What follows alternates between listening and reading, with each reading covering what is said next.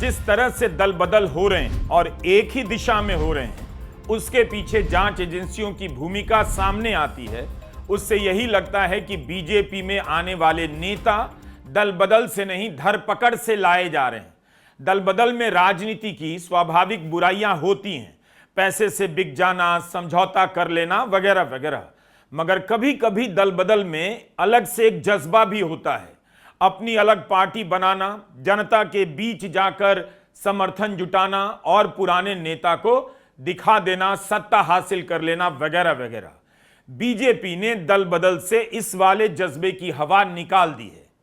Party में ऐसा कोई भी क्रांतिकारी या बागी शामिल नहीं किया जाता, बल्कि शामिल किया जाने वाला बगावत के हर जज्बे से माइनस लगता है। वह बागी नहीं, दरबारी लगता है, जो इशारे के बाद उस पार्टी से कुर्सी लेकर बीजेपी में आ जाता है। आम आदमी पार्टी से बीजेपी में जाने वाले नेताओं में संदीप पाठक के एक बयान से लगा कि उन्हें शायद पता ही नहीं कि बीजेपी में क्यों आ गए। बीजेपी में शामिल होने से पहले प्रेस वार्ता में संदीप पाठक ने कहा कि मेरी किसी से कोई व्यक्तिगत समस्या नहीं है, ये परिस्थिति है। जो भी हो रहा हो, मैं उन सभी लीडर्स का धन्यवाद करता हूं जिन्होंने मेरी मदद की। मैं अरविंद केजरीवाल को भी धन्यवाद देता हूं कि उन्होंने मुझे मौका दिया, और मौका दिया तो ईश्वर साक्षी है, उन्होंने जितना मौका दिया मैंने उससे कई गुना बढ़कर काम किया। सबसे बढ़कर मैं सारे वॉलंटियर्स का धन्यवाद करता हूं जिन्होंने कदम से कदम मिलाकर एक अनजान और नए आदमी की मदद की। उन्हें शुभकामना भी देता हूं, क्योंकि देश में राजनीतिक दल रहने चाहिए, सफल होने चाहिए। उन्हें शुभकामनाएं, मेरा रास्ता आज से अलग है। संदीप पाठक भी राज्यसभा के सदस्य हैं, सार्वजनिक रूप से कम ही बोलते हैं, पर्दे के पीछे से काम करने वाले नेता के रूप में जाने गए, और पंजाब में आम आदमी पार्टी की जीत में इनका बड़ा रोल बताया जाता है। इनके बयान को नोट किया जाना चाहिए, क्योंकि इनके बयान में पार्टी छोड़ने का ना तो गुस्सा है और ना ही नई पार्टी में जाने का उल्लास नजर आता है। बीजेपी दूसरे दलों से बगावत का आयात करने लगेगी तो अपने घर को संभाल नहीं पाएगी। इसीलिए बीजेपी ने दल बदल की ब्रांड इमेज बदल दी है, धरपकड़ कर दी है। आम आदमी पार्टी या उससे पहले लगातार कांग्रेस पार्टी में बगावत नहीं हुई। धरपकड़ के कारण नेता बीजेपी में चले गए, जिन्हें ईडी ने पकड़ लिया, सीबीआई ने धरा, आईटी ने चेस किया, या जो पकड़ाने वाले थे बीजेपी में गए, अपराधी बनने से बच गए और राष्ट्रवादी भी हो गए। इसीलिए दल बदल के बेकार हो चुके कानून का नाम धरपकड़ कानून कर देना चाहिए।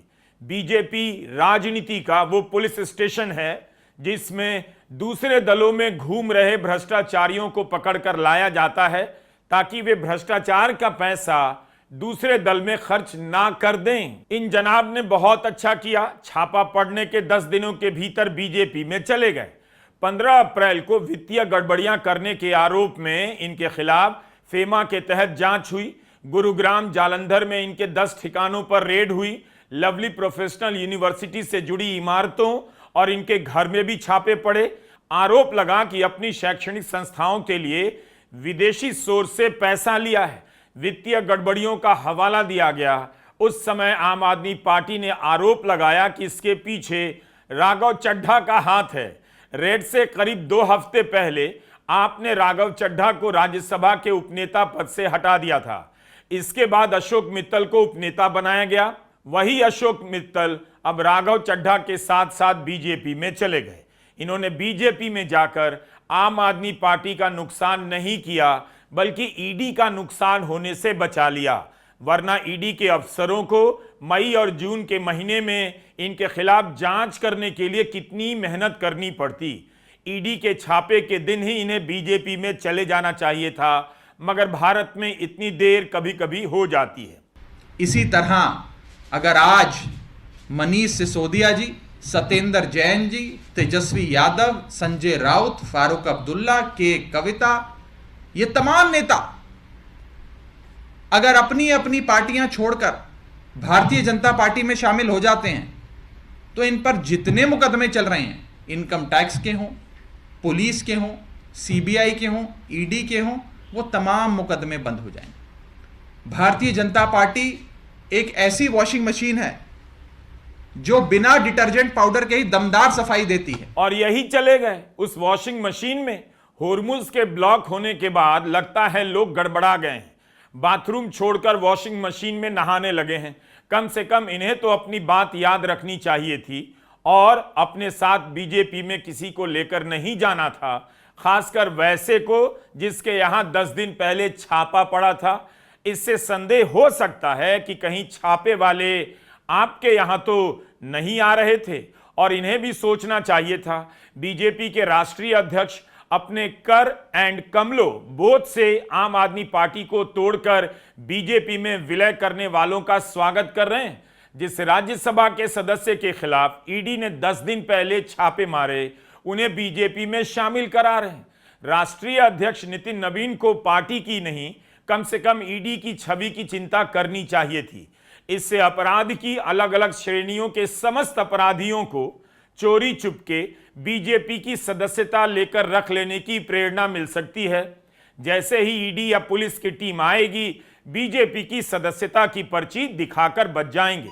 यह भी हो सकता है कि पुलिस शहर में किसी अपराधी का पीछा कर रही हो, सायरन बजा रही हो और वह मिंटो ब्रिज से छलांग लगाता है, दीनदयाल उपाध्याय मार्ग पर दौड़ता है और बीजेपी के मुख्यालय में प्रवेश कर जाता है। आज उस सरकार के साथ ऑपरेशन लोटस का खेल खेला जा रहा है। हमारे सांसदों को तोड़ा जा रहा है,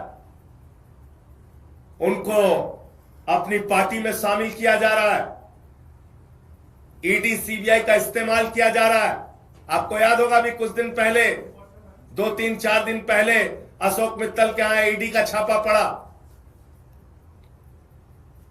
तो चीजें अपने आप में जुड़ती है। ईडी का छापा पड़ा और तोड़ लिया, इसका मतलब भय दिखा के, प्रशासनिक तंत्र का दुरुपयोग करके यह ऑपरेशन लोटस चलाया जा रहा है। मैं फिर दोहरा रहा हूं, पंजाब की जनता इन गद्दारों को कभी माफ नहीं करेगी। कई लोग राज्यसभा में दल बदल के नियमों का पन्ना पलट रहे हैं। महाराष्ट्र में 2-2 दल को तोड़ दिया गया, उनके सिंबल चले गए। क्या उसी का फैसला कोर्ट से आ गया? कितने साल निकल गए और निकल जाएंगे। इसीलिए दल बदल अब ना तो संवैधानिक प्रश्न रहा, ना राजनीतिक या धर पकड़ है। जिसके खिलाफ केस मुकदमा हो चुका है, सीधे स्कूटर स्टार्ट करे, बीजेपी में पहुंच जाए। इससे जल्दी ही ईडी, आईटी, सीबीआई का अस्तित्व खतरे में भी पड़ सकता है। जब सारे भ्रष्टाचारी बीजेपी में चले जाएंगे तो इनके अफसर छापा किसके यहां मारेंगे? मेरी राय में अब इन अफसरों को भी बीजेपी ज्वाइन कर लेनी चाहिए, या फिर खुद को बचाने के लिए बीजेपी के भीतर छापे मारने पड़ेंगे इन्हें। Do you get my point? इन जनाब का छापे के बाद बीजेपी में जाना भारत की न्यायपालिका की निष्पक्षता की छवि को भी संदेह के दायरे में ला सकता है। इससे यह गलत फहमी हो सकती है कि बीजेपी में शामिल होने से कोर्ट में भी केस मैनेज हो जाएगा। वैसे भारत में न्यायपालिका स्वतंत्र और निष्पक्ष है। जहां नहीं भी लिखना है लिखते रहिए, वरना मुकदमे के लिए लोग वकील के पास जाना बंद कर देंगे और सीधे बीजेपी में चले जाएंगे। इससे वकीलों के रोजगार पर भी संकट आ सकता है। यह तो बीजेपी की स्वेच्छा पर निर्भर करता है, किसे अपनी पार्टी में ले, किसे ना ले। लेकिन फिर भी उससे गुजारिश करूंगा कि जो भी लोग नकली पनीर, नकली खोया, नकली साबुन, नकली सोडा, नकली दवा बनाते हुए पकड़े जा चुके हैं, जिनके यहां कंटेनर के कंटेनर नकली घी बरामद हुआ, उन्हें अपनी पार्टी में ना लें। नकली पनीर बनाने वाले अगर पहले से बीजेपी में हैं तो उन पर छापे ना डलवाएं और पार्टी से ना निकालें। क्योंकि मेरा मानना है कि जो व्यापारी नकली पनीर बना सकता है, वो एक दिन एनी टाइम नकली परमाणु बम भी बना सकता है। और ऐसे जीनियस लोग भारत की सुरक्षा के काम आ सकते हैं। 24 अप्रैल को जब मैं इस बात पर वीडियो बना रहा था कि ट्रंप बार बार भारत का अपमान किए जा रहे हैं और विदेश में भारत के अपमान के खिलाफ राजनीति करने वाली, मुखरता से बोलने वाली बीजेपी, प्रधानमंत्री मोदी सब चुप हैं, तभी यह खबर आ गई कि कुछ लोग बीजेपी में जाने वाले हैं। मैंने अपना प्लान चेंज नहीं किया और बीजेपी गमन पर वीडियो नहीं बनाया। 2014 के बाद से विपक्षी दलों से इतनी बार सांसद, विधायक, नेता, भाई, पत्नी का पति, बहन, चाचा, पोता सब बीजेपी में चले गए कि अब मुझे इसमें कोई खबर नजर नहीं आती। जैसे तब यह खबर कितनी छपी कि नेताजी सुभाष चंद्र बोस के भाई के पोते चंद्र कुमार बोस बीजेपी में चले गए। 2016 में अमित शाह की मौजूदगी में चंद्र कुमार बोस बीजेपी में चले गए। गोदी मीडिया ने ऐसा माहौल बनाया जैसे बीजेपी नेताजी की बनाई आईएनए की तरह हो गई है, और लगा कि पहले भी इसमें राष्ट्रवाद की कमी नहीं थी, मगर उनके आते ही राष्ट्रवाद से और अधिक लबालब हो गई है। 2023 में इसी चंद्र कुमार बोस ने बीजेपी छोड़ दी। कहा उनके विजन को बीजेपी में जगह नहीं मिली। अब उनका कहना है बीजेपी में शामिल होना ऐतिहासिक गलती थी, टीएमसी में शामिल हो गए हैं। 2016 के साल में इसी तरह असम के मुख्यमंत्री हेमंता बिस्वा शर्मा को लेकर भी खूब सवाल हुआ करते थे कि बीजेपी ने उन पर करप्शन के आरोप लगाए हैं। चंद्र कुमार बोस का जिक्र इसलिए किया क्योंकि मैं मानकर चलता हूं कि वे ईडी के कारण बीजेपी में नहीं आए होंगे, और 2016 तक ईडी या जांच एजेंसियों के भय के कारण बीजेपी में जाने का मामला भारत की राजनीति में मैच्योर नहीं हुआ था। उस समय तक लोगों को लग रहा था कि यह सब अपवाद स्वरूप घटनाएं हैं। असम से कांग्रेस नेता और इस समय राज्य के मुख्यमंत्री बीजेपी के नेता हेमंता बिस्वा शर्मा को लेकर सवाल पूछा गया, तब कहा गया इस तरह के सवाल नहीं पूछे जाने चाहिए। 2016 में पत्रकार वही सवाल कर रहे थे जिसे आप कांग्रेस का सबसे भ्रष्ट चेहरा कहते थे, उसे बीजेपी में शामिल कर लिया। 2026 में भी वही सवाल है, मगर अब उसका कोई मतलब नहीं, रोज की बात है।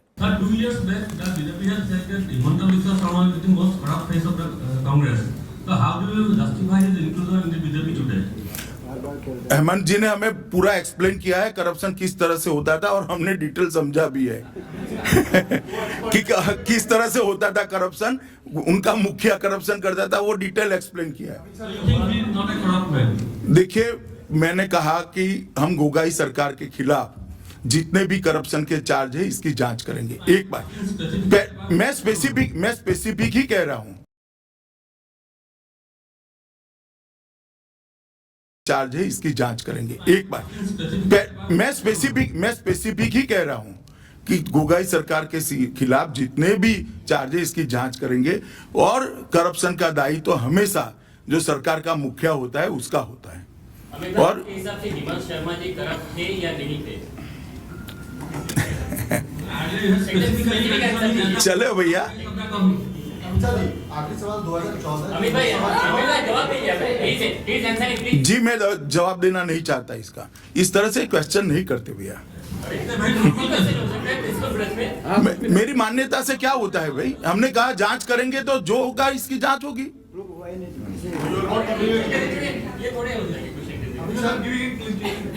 मैंने बोला सभी भ्रष्टाचार के आरोपों की जांच होगी, विदाउट जांच कैसे क्लीन चिट कर सकते हैं, जांच होगी सबकी भाई। और क्वेश्चन बंद हो गया। हेमंता बिस्वा शर्मा कांग्रेस से बीजेपी में गए, बीजेपी में दूसरे दल से आए, शायद पहले नेता हुए जिन्हें मुख्यमंत्री बनने का सौभाग्य प्राप्त हुआ। दोबारा भी उनके मुख्यमंत्री बनने की बात कही जा रही है। उसके बाद बिहार में यह काम हुआ। राष्ट्रीय जनता दल यूनाइटेड से होते हुए बीजेपी में आए सम्राट चौधरी मुख्यमंत्री बनाए गए। मंत्री, सांसद, विधायक बनने के इतने उदाहरण है कि पूछिए मत।